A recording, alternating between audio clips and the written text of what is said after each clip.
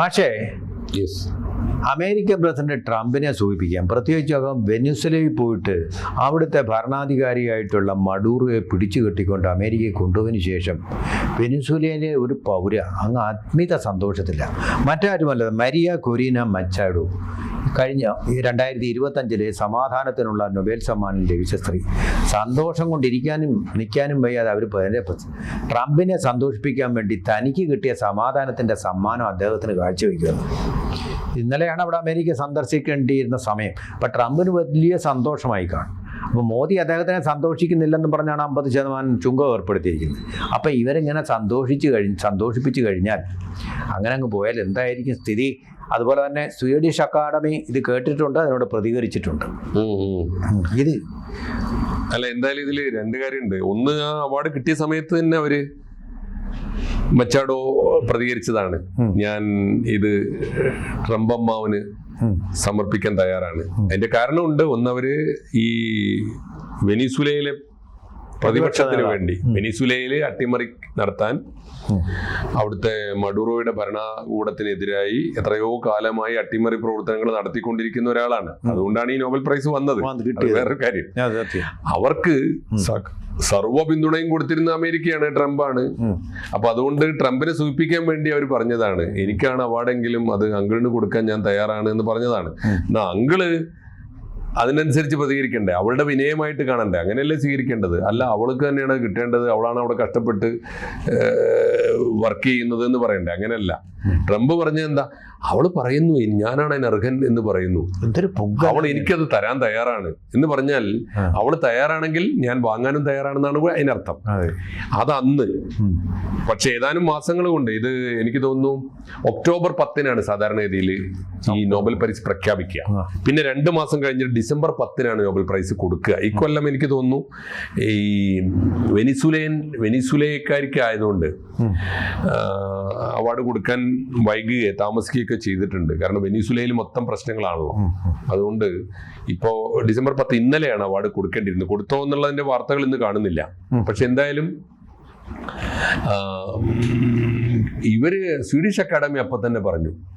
എനിക്ക് തോന്നുന്നു പുതിയ സാഹചര്യത്തിൽ ഇപ്പോ മഡൂറോയെ തന്നെ കൊണ്ടുപോയി തട്ടിക്കൊണ്ടുപോയി അമേരിക്കയിൽ പാർപ്പിച്ച് അവിടെ ഈ തോക്കിൻ മുനയിൽ നിർത്തിക്കൊണ്ട് ഭരിച്ചുകൊണ്ടിരിക്കുകയാണല്ലോ അമേരിക്ക. അപ്പൊ ആ സമയത്ത് വെനിസ്വേലയിലെ പ്രതിപക്ഷ നേതാവിന് കിട്ടിയ അവാർഡ് പോലും ഈ സമയത്ത് കൊടുത്താൽ ട്രംപ് വാങ്ങും.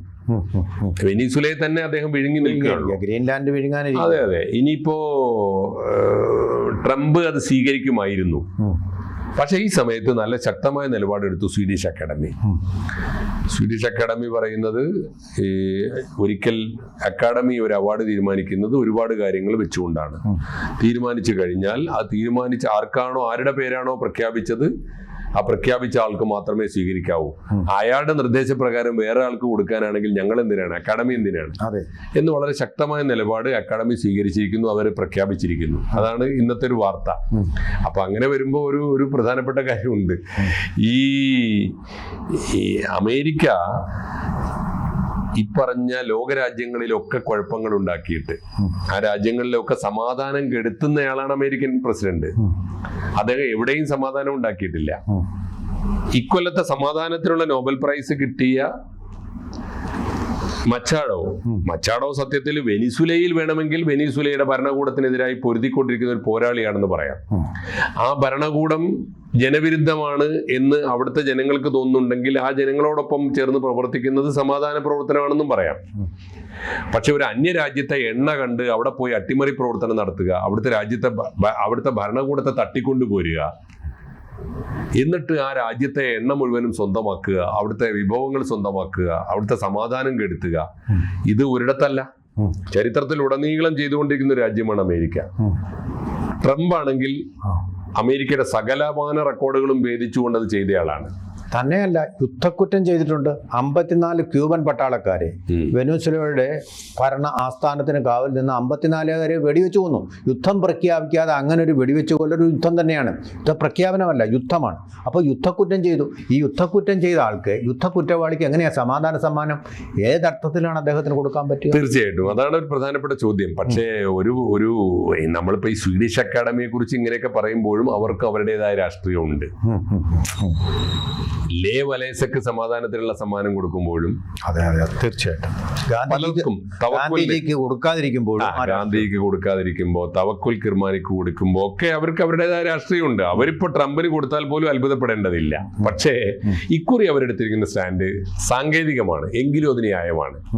ഞങ്ങൾ വെനിസുലയിലെ ഒരു പ്രതിപക്ഷ നേതാവ് എന്ന നിലയിൽ അവിടുത്തെ ആക്ടിവിസ്റ്റായ, അവിടുത്തെ ജനങ്ങൾക്ക് വേണ്ടി പൊരുതിക്കൊണ്ടിരിക്കുന്ന പ്രതിപക്ഷ നേതാവിന് അവാർഡ് കൊടുക്കുന്നത് ആണ് ഇക്കൊല്ലത്തെ സമാധാനത്തിലുള്ള അവാർഡ്. അതാണ് മച്ചാഡോ കൊടുക്കുന്ന അവാർഡ്. അത് മച്ചാഡോ പറഞ്ഞു എന്ന കാരണത്താൽ മറ്റൊരാൾക്ക് കൊടുക്കാൻ ഞങ്ങൾ തയ്യാറല്ല. ട്രംപ് തന്നെ കാര്യം ജനങ്ങൾക്ക് ഇത് കുറച്ചുകൂടെ ലളിതമായിട്ട് പറഞ്ഞാൽ, അവരുടെ കമ്മിറ്റി, നൊബേൽ കമ്മിറ്റി മാസങ്ങളോളം ഗവേഷണം നടത്തി ചർച്ച ചെയ്തിട്ട് ഉറപ്പിച്ചെടുക്കുന്ന ഡേറ്റാ ബേസിസിൽ ഉറപ്പിച്ചെടുക്കുന്ന തീരുമാനമാണ്. അത് പെട്ടെന്നൊരു സുപ്രഭാതത്തിൽ വേറൊരാൾക്ക് ഇവർക്ക് കൊടുക്കാൻ, ഇവർക്ക് അവകാശമില്ല. കൊടുക്കാനുള്ള അവകാശം സ്വീഡിഷ് അക്കാഡമിക്ക് മാത്രമേ ഉള്ളൂ. അത് വളരെ അല്ലേ ഒരു ന്യായമാണ്. അപ്പോൾ ഇവർക്ക് എന്ത് വിവരമാണുള്ളതെന്ന് ഞാൻ സംശയിച്ചു പോവാം. ആ സമ്മാനം ഞാൻ ട്രംപിന് കൊടുക്കുമെന്ന് പറയുന്നത് അല്ല, വിവരദോഷത്തിന്റെ അവരുടെ വിവരക്കേടായിട്ടല്ല ഞാൻ അതിനെ കാണുന്നത്. അവരിൽ പക്ഷേ ഒരു കടപ്പാട് കാണിച്ചതാണ്. കാരണം അവരുടെ ആക്ടിവിറ്റീസ് മുഴുവൻ അറിയാലോ. ഇതിപ്പോ കമ്മ്യൂണിസ്റ്റ് സ്വഭാവമുള്ള ഒരു ഭരണകൂടമാണ് വെനിസുലയിലുള്ളത്.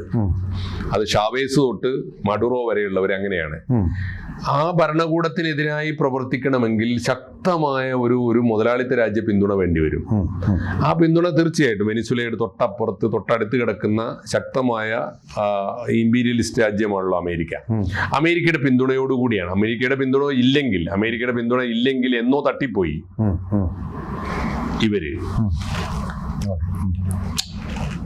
ഇവരില്ല. മച്ചാഡോ ഇല്ല.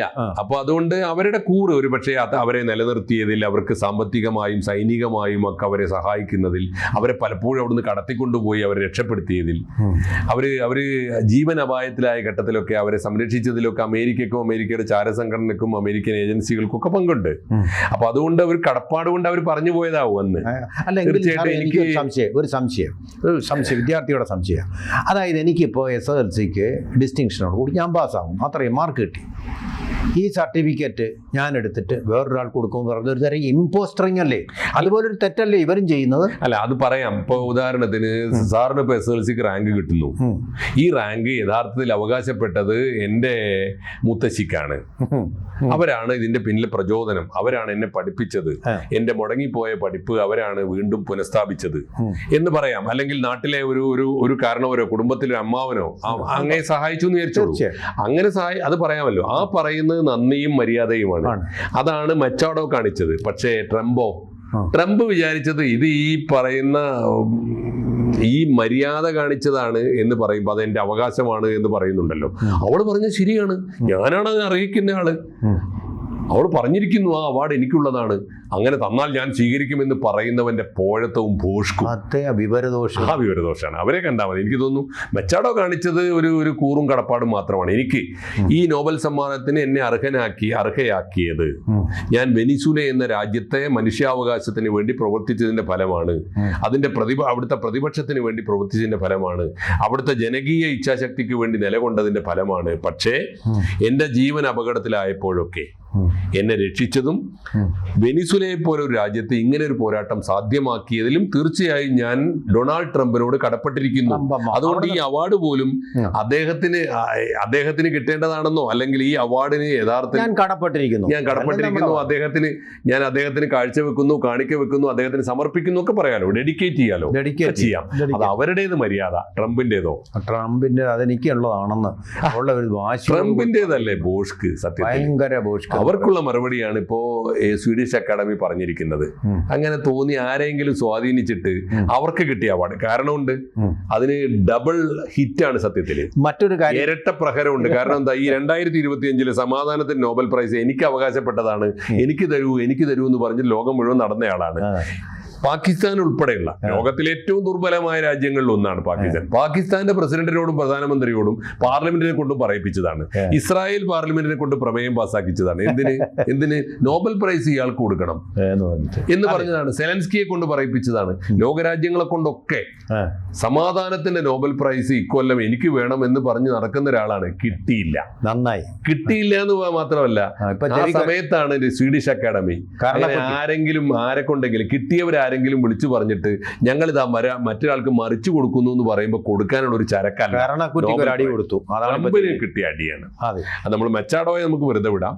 മെച്ചാഡോ എന്തായാലും അവരുടെ രാജ്യത്ത് നടത്തിക്കൊണ്ടിരിക്കുന്ന പോരാട്ടമുണ്ട്. അതിന് ശരിതെറ്റുകൾ വേറെ നമുക്ക് പരിശോധിക്കാം. ഈ അമേരിക്കയുടെ ഒത്താശക്ക് വഴങ്ങിയിട്ട് അവര് വെനിസുലയിൽ നടത്തിക്കൊണ്ടിരിക്കുന്ന വിപ്ലവ പ്രവർത്തനങ്ങൾ ഉണ്ടല്ലോ, ആ പ്രവർത്തനങ്ങൾ എന്തുമാത്രം അശാസ്യമാണ്, ആർക്ക് വേണ്ടിയാണ്? അത് നമുക്ക് മറ്റൊരു തരത്തിൽ വ്യാഖ്യാനിച്ചുകൂടെ? അതായത് മഡൂറോയെ പുറത്താക്കി തനിക്ക് അധികാരത്തിലേക്കുള്ള വഴി ഒരുക്കിയതിന് കൊടുക്കുന്ന കൈക്കൂലിയായിട്ട് ഈ നൊബേൽ സമ്മാനത്തെ മാറ്റി അതിനെ അധിക്ഷേപിക്കുകയല്ലേ അവർ ചെയ്തത്? തീർച്ചയായിട്ടും അത് നല്ല ഒരു നിലപാടാണ്, ഒരു നിരീക്ഷണമാണ്. മാത്രമല്ല മച്ചാഡോ അവിടെ ചെയ്തുകൊണ്ടിരുന്ന പണി ട്രംപിന്റെ ഒരു കൊടാലിക്കൈ ആയിട്ട് പ്രവർത്തിച്ചുകൊണ്ടിരിക്കുകയായിരുന്നു. ഇപ്പോ അന്തിമമായി ട്രംപിന്റെ താല്പര്യം എന്താണെന്ന് ഇപ്പൊ കണ്ടല്ലോ. വെനിസുല എന്ന രാജ്യത്തെ സമ്പൂർണ്ണമായി ട്രംപ് ഇപ്പോ അധിനിവേശത്തിലൂടെ കൈയടക്കിയില്ല. ഇപ്പൊ മെച്ചാഡോ എന്തു പറയുന്നു? മെച്ചാഡോ ഇപ്പോഴും ട്രംപിന്റെ കൂടെയാണ് നിലകൊള്ളുന്നത്. ഇതിലൊരു ട്വിസ്റ്റും കൂടെ ഉണ്ട്. അപ്പോൾ അമേരിക്കയിലെ പ്രമുഖമായിട്ടുള്ള എണ്ണ കമ്പനികൾ, ഷെവറോൺ അങ്ങനെയുള്ള എണ്ണ കമ്പനികളെ എല്ലാം വെച്ചിട്ടൊരു മീറ്റിംഗ് അദ്ദേഹം വിളിച്ചു. ഇപ്പോൾ വെനിസുലയിൽ നിന്നുള്ള എണ്ണ വരും, ആർക്കൊക്കെ വേണം? ആർക്കും ഒരു താല്പര്യമില്ല. പക്ഷേ ഇതെവിടെ എണ്ണ കൊണ്ടുപോയി കടലിൽ ഒഴിക്കേണ്ടി വരുമെന്നാണ് എനിക്ക് തോന്നുന്നത്. സാധനം അവിടെ സൂക്ഷിച്ചു വെച്ചാൽ മതിയോ?